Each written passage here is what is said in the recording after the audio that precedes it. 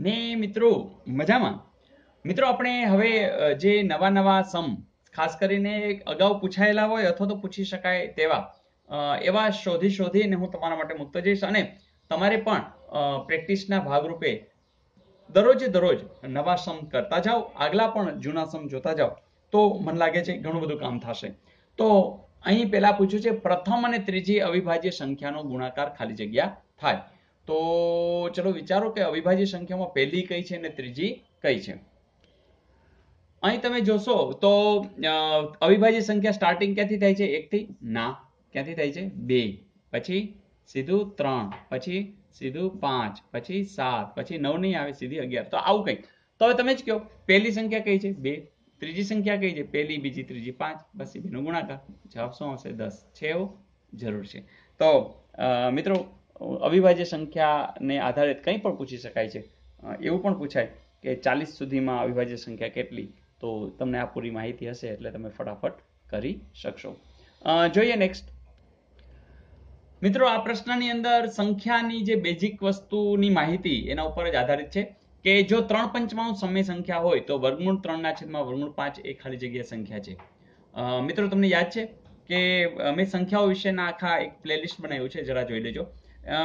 તમને ખબર છે પ્રાકૃતિક સંખ્યા એટલે 1, 2, 3, બરાબર? પૂર્ણ સંખ્યા, પૂર્ણાંક સંખ્યાઓ, એમ 3/5 એ સમય સંખ્યા છે.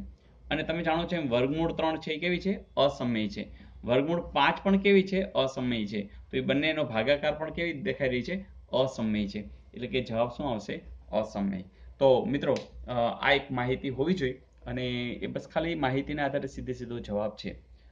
Is it okay? અને હા, આ સંખ્યાઓ વિશે ઘણું બધું આપણે જાણતા રહેશું. તમે પણ માણતા રહેજો, કારણ કે આ પ્રશ્નો પ્રાઇમરીથી માંડી અને કોઈ પણ લેવલે પૂછી શકાય એવા છે. તો સમજણમાં ખાલી એડ કરતા જાઓ. એકવાર સમજાણો તો કાયમ માટે એ સોલ્વ. જોઈએ નેક્સ્ટ.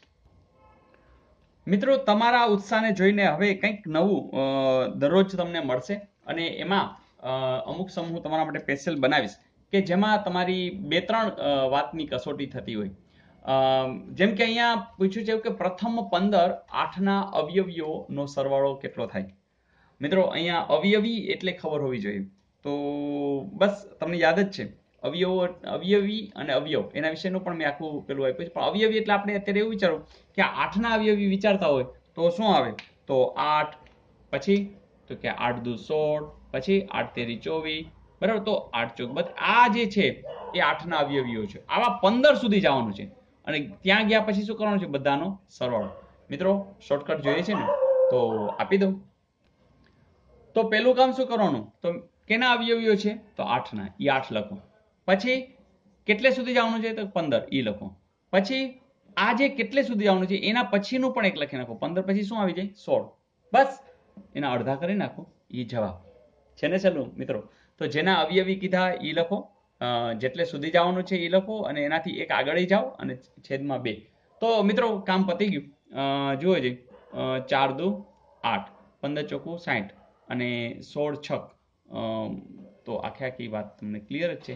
તો આનો ગુણાકાર કરશો, જવાબ સાવ રેડી છે, 960. કોઈ કહી રહ્યા છે કે સર વલોણા રૂપે મૂકીએ, તો ચલો મૂકી દઈએ. મિત્રો એક ઉદાહરણ સાથે આપણે વાત કરીએ કે પ્રથમ દાખલા તરીકે 12 અને 8ની જગ્યાએ લખ્યું હોય 5.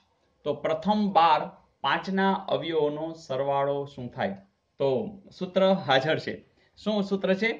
જેના અવયવી જેટલે સુધી જવું તેથી એક આગળ. જેના અવયવી જેટલે સુધી જવું તેથી એક આગળ, કરો સૌનો ગુણાકાર ને કરો અડધા, જવાબ છે હાજર. મિત્રો શું કરવાનું છે? જેના અવયવી, કેના અવયવી કાઢવાના છે? 5, બરાબર? જેટલે સુધી જવું, કેટલે સુધી જવું છે? 12 સુધી જવું છે.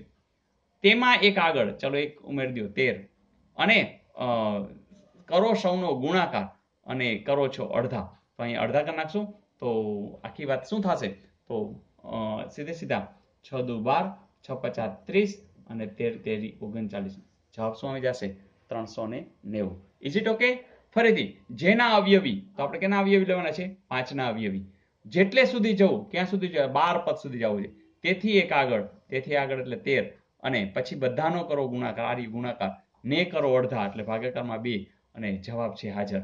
તો આ ગુણાકાર કરો 6 પચા 30 13 તેરી 39 એટલે કે 390 છે એ જવાબ આવશે.